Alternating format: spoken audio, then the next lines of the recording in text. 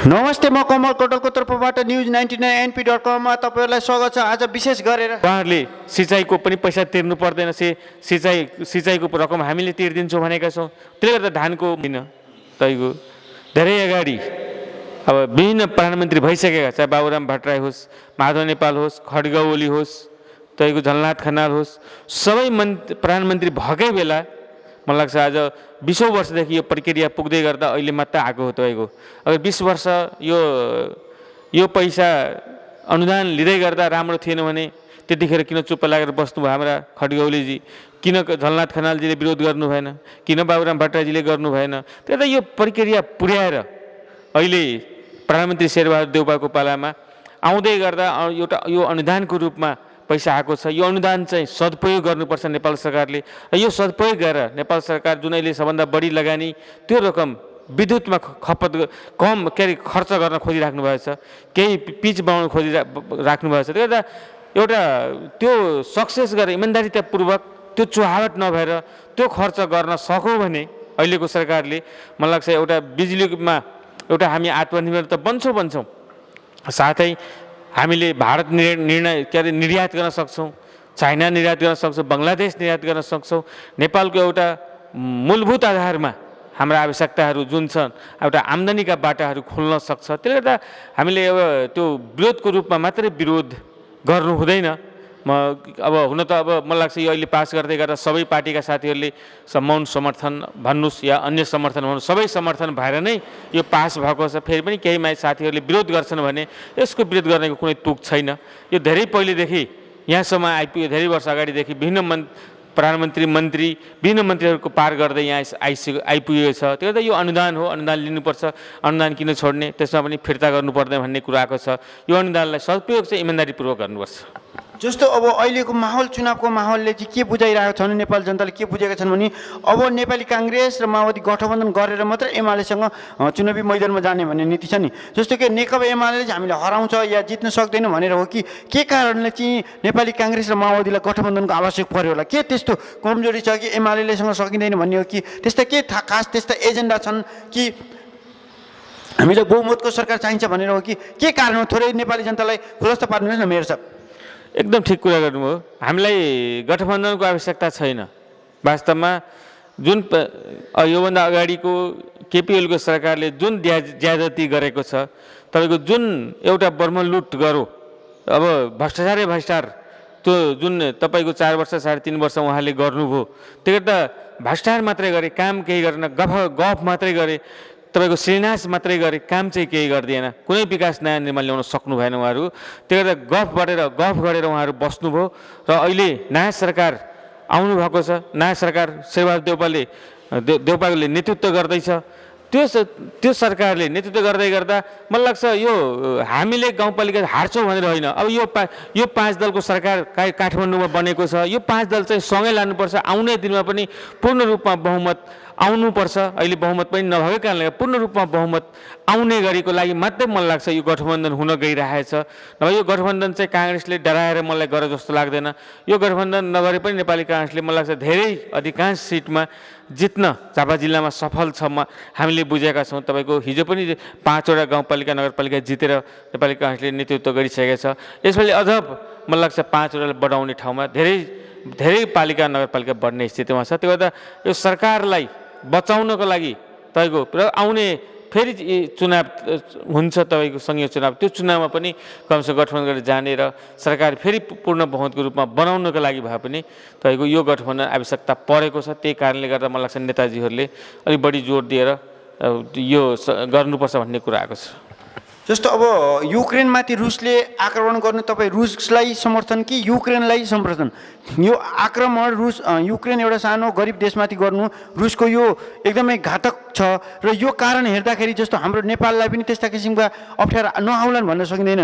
र तपाईँको विचारमा चाहिँ तपाईँ कसको पक्षधर र किन हुनुहुन्छ पक्षधर? खै यो त अन्तर्राष्ट्रिय कुरो हो, हामीले त्यहाँ त बोल्नु पर्दैन होला जस्तो मलाई लाग्छ। तर मेरो व्यक्तिगत विचार यसमा होइन, यो राष्ट्र अब अन्तर्राष्ट्रिय तपाईँको सङ्घीय सरकारको अधीनमा पर्छ, त्यसलाई गाउँपालिकाको अधीनमा पर्दैन यस्ता कुराहरू। फेरि मेरो व्यक्तिगत विचार हो यो, तपाईँको एउटा ठुलो राष्ट्रले सानो राष्ट्रलाई दबाउनु हुँदैन, मेरो मान्यता हो तपाईँको। अब युक्रेन सानो राष्ट्र हो, रुस ठुलो राष्ट्र हो, शक्तिशाली राष्ट्र हो, त्यसले गर्दा उहाँहरूको केही समस्या छ होला, बसेर सुल्झाउँदा हुन्थ्यो। त्यो आक्रमण नै गरिहाल्नुपर्ने स्थितिमा नगरिदिँदा, आक्रमण नै नगरिदिँदा हुन्थ्यो, बसेर वार्ता गर्दा हुन्थ्यो उहाँहरू। त्यसले गर्दा युक्रेनमाथि चाहिँ हामीले अन्याय भएकै हेर्छौँ। जस्तो कोरोना कोभिड-19 अत्यन्तै घात देशभरि विश्वभरि आयो, जस्तै झापा गाउँपालिकामा चाहिँ कोभिडबाट के मान्छेहरूलाई समस्या भयो, त्यसलाई केलाई उद्धार गर्नुभयो हजुरले थोरै जानकारी गराइदिनुहोस् न। कोभिडको बारेमा हामी धेरै दुःख भोगेका छौँ। तपाईँको हामी कोभिड पुरै संसारभरि फैलिँदै गर्दा, नेपालमा फैलिँदै गर्दा पनि हामी यहाँ फिल्ड छोडेनौँ, हामी बस्यौँ। तपाईँको बिरामी कोरोना लागेकै घरमा पनि पुग्यौँ, उहाँलाई औषधि दिनुपर्छ कि तपाईँको उहाँको समस्या खाद्यान्नको छ कि अन्य समस्या छ कि घर घर पुगेर पनि हामी बाँड्यौँ। हामी आफूलाई कोरोना लाग्न सक्छौँ, आफू मृत्यु हुन सक्थ्यो, तैपनि हामी तपाईँको नडराइकन हामीले हाम्रा कोरोना लागेका जो हुनुहुन्छ, कोरोना लागेका बिरामीहरूलाई हामीले सहयोग गरौँ। तपाईँको त्यो मात्रै होइन, जब भारत खुल्ला बोर्डर छ, यो बोर्डरबाट तपाईँको सबै बोर्डर बन्दै हुँदै गर्दा पनि सयौँ मान्छे दैनिक रूपमा इन्डियाबाट यहाँ आउँथे। मलाई अहिले पनि सम्झना छ, याद छ, हामीले 14 दिन 15-17 दिनसम्म यहाँ पाल्थ्यौँ। कैलालीका मान्छे यी हाम्रैबाट आएका छन्, तपाईँको धादिङका मान्छेबाट आएका छन्, इलामका मान्छे यहीँबाट आएका छन्। तपाईँको लगभग 17-18 जिल्लाका मानिसहरू यही बाटोहरू गरेर आए र हामीले 15-16 दिन उहाँलाई खुवायौँ। किनभने नेपाली हुन्, जुनसुकै जिल्ला भए पनि हामीले आफ्नो पालिकाको खर्च राखेर विभिन्न क्वारेन्टाइन बनाएर उहाँलाई राख्ने। एकजनालाई बचाउँदै गर्दा सर्पलाई टोकेको नेकी गणेश भन्ने हुनुहुन्छ, उहाँलाई हामीले 1,30,000 रुपियाँ तिर्नु पऱ्यो। त्यो सर्पले टोकेको बिला सबै झापा गाउँपालिकाले गर्छ। आउने दिनमा सर्पले टोकेको होइन, अब हामीले यसपालिदेखि थालेका छौँ। सर्पले टोकेको मात्रै होइन, अब कुकुरले टोक्दै गर्दा रेबिज भएको मान्छेलाई पनि इलाज गरिदिने, सबै झापा गाउँपालिकाले गरिदिने यी कार्यक्रमहरू लिएर हामी अगाडि बढ्दैछौँ। तपाईँको हामीले विपन्न परिवारको लागि लगभग 500 भन्दा बढी घर बनायौँ हामीले सबै वार्डमा। 500 भन्दा बढी घरमा विपन्न जो गरिब छ त्यसको घर बनाइदियोस्। हेबिटेट नेपाल, सहारा नेपालसँग हामी साझेदारीको रूपमा हाम्रा घरहरू बनायौँ 500 भन्दा बढी। हाम्रो लक्ष्य 5 वर्षको अब के हुन्छ भने, हाम्रो नेतृत्व भयो भने अब झापा गाउँपालिकामा एउटा पनि फुसको घर रहने छैन। चाहे त्यो वार्डमा 300 घर किन नबनाउनु परोस्, हामी बनाएर जानेछौँ। हाम्रो आउने यसमा छ, अहिले हामीले 55 किलोमिटर पिच गरेका छौँ। आउने दिनमा हामीले 110 किलोमिटर गर्ने हामीले लक्ष्य लिएको छौँ। अब 110 किलोमिटर झापा गाउँपालिका पिच गरेर जाने भनेर कुरो लक्ष्य लिएका छौँ। हामीले झुलुङ्गे पुल 4टा बनायौँ। तपाईँको अहिलेसम्म प्रत्येक वर्ष अब 2टा बनाउने गरी 10वटा झुलुङ्गे पुल किन नबनाउने भनेर सोचेछौँ। हामी पुलहरू त्यसरी नै कमसेकम 4-5वटा ठुला पुलहरू बनायौँ। आउने दिनमा ठुला पुलहरू पनि 10-15वटा बनाएर जाने कि भन्ने हाम्रो घोषणापत्रमा लेख्दैछौँ। तपाईँको हामीले हाम्रा किसानहरूको लागि धानको बिउ, उन्नत किसिमको धानको बिउ हामीले 50% आधी रकम किसानले तिर्ने, आधी झापा गाउँपालिकाले तिर्ने धानको बिउ बाँडेका छौँ। आलुका बिउ बाँडेका छौँ, तपाईँको मकैको बिउ बाँडेका छौँ। तपाईँका यी कार्यक्रमहरू किसानहरूलाई प्रत्यक्ष रूपमा फाइदा हुने गरी 50%मा हाम्रा बिउहरू बाँड्ने, विभिन्न प्रकारका बिउहरू बाँड्ने कुरामा हाम्रा कार्यक्रमहरू अगाडि बढ्नेछन्। तपाईँका हाम्रा सुगर र प्रेसर लागेका, थाइरोइड लागेका मान्छेका औषधिको सबै फ्री हामीले गरेका छौँ। 318 जनालाई हामीले बिमा मार्फत उहाँहरूलाई सबैको औषधिहरू व्यवस्थापन गर्दैछौँ। तपाईँको आउने दिनमा हामीले हाम्रा जो विपन्न परिवार छ, तपाईँको विपन्न परिवार सबैलाई बिमा गरिदिने हामी उद्देश्यका साथ अगाडि बढेका छौँ। त्यसै गरी हामीले हाम्रा रगत कति चाहिन्छ, अहिले हाम्रो कार्यक्रम अहिले पनि चल्दैछ झापा गाउँले। तपाईँलाई ब्लड कति चाहियो, तपाईँ कुनै हस्पिटलमा गएर ब्लड चढाउनुहोस्, आवश्यकता छ भने बिल लिएर आउनुहोस् र झापा गाउँपालिकाले पैसा तिर्दैछ। हामीले हाम्रा सुत्केरीहरूलाई घरमा नानी जन्मिँदै गर्दा मर्न सक्छ, आमा मर्न सक्छ, बच्चा मर्न सक्छ, त्यो गर्दा हामीले हस्पिटल पुर्याइदिने काम हामीले गर्छौँ। त्यहाँ लाग्ने एम्बुलेन्सको भाडा हामीले तिर्दिन्छौँ। आउनेमा हाम्रो नेतृत्व भने अब पुर्याउने काम हुँदैन, ल्याउने काम पनि गरिदिन्छौँ। दुई तरिकाको भाडा हामीले तिर्दिन्छौँ। हामीले सुत्केरी भत्ता 2000 रुपियाँ दिएको छौँ। अहिले आउने दिनमा यसलाई 5000 रुपियाँ हामीले यो भत्तालाई गर्नेछौँ भनेर हामीले भनेको छौँ। अब 5000 रुपियाँ दिने भत्ता, सुत्केरी भत्ता। हामीले 84 वर्षदेखि माथिकालाई सम्मानपूर्वक सम्मान गर्छौँ प्रत्येक वर्ष। उहाँले हामीले ज्येष्ठ नागरिकहरूलाई सम्मान गर्दै गर्दा हामीले विभिन्न तीर्थस्थलहरू घुमाउन लान्छौँ र हाम्रो आउने दिनमा हामीले चाहेका छौँ अब 500 रुपियाँले 6000 हुन्छ, वर्षको 12000 रुपियाँ दिने भनेर यी हाम्रा ज्येष्ठ नागरिकहरूलाई हामीले हाम्रा कार्यक्रमहरू अगाडि बढाएका छौँ। आउने दिनमा र विभिन्न कार्यक्रमहरू प्रत्यक्ष रूपमा जनताले फाइदा होस् र हामीले अहिले 11 र 12 क्लासमा पढ्ने विद्यार्थीहरूलाई त लाग्ने फी हामीले तिर्दिएका छौँ। त्यही गर्दा 11 12 क्लाससम्म झापा गाउँपालिकामा फी लाग्दैन, सबै पैसा हामीले तिरेका छौँ। तपाईँको किसान दाजुभाइहरूको छोराछोरी हुन्छ, 11 12 पढ्ने सबै हामीले व्यवस्थापन गरिदिएका छौँ। र हाम्रो आउने दिनमा हाम्रो लक्ष्य के छ भने यी शरणामतीको जनतामाविमा क्याम्पस बनाउने कुरामा हामी लागेका छौँ। त्यसको संयोजक अध्यक्ष मै छु र आउने आर्थिक वर्ष साउनदेखि उता क्याम्पस खोल्ने र बिएसम्म पढाइ हामीले यहाँ गराइदिने। हामीले हाम्रा अब अहिले मिडियाको जमाना मात्रै मिडियाको जमाना छ, तपाईँको ल्यापटपको जमाना छ। अब हामीले विद्यार्थीहरूलाई ल्यापटप मार्फत पढाउनुपर्छ, शिक्षकहरूलाई ल्यापटपसँग जोड्नुपर्छ। हामीले अब हाम्रा कार्यक्रमहरू ल्यापटप कमसेकम विद्यार्थीहरूलाई जो विपन्न छ किन्न सक्दैन उहाँलाई बाँड्ने कार्यक्रम, शिक्षकलाई दिने कार्यक्रम। त्यसै गरी हाम्रा विभिन्न विद्यालयहरू जुन जीर्ण स्थितिमा हामीले धेरै भवन बनायौँ।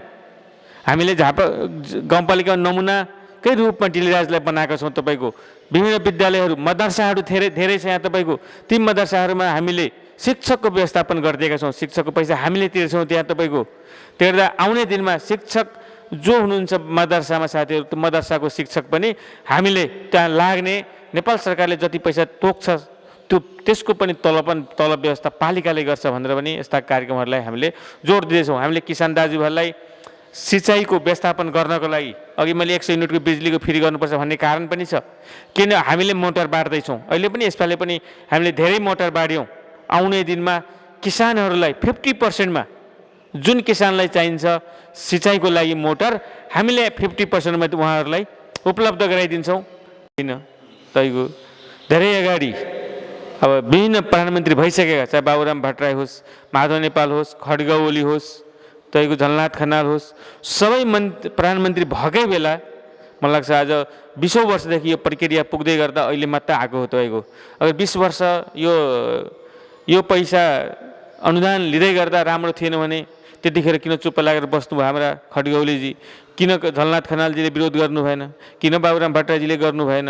त्यही यो प्रक्रिया पुर्याएर अहिले प्रधानमन्त्री शेरबहादुर देउवाको पालामा आउँदै गर्दा एउटा यो अनुदानको रूपमा पैसा आएको छ। यो अनुदान चाहिँ सदुपयोग गर्नुपर्छ नेपाल सरकारले।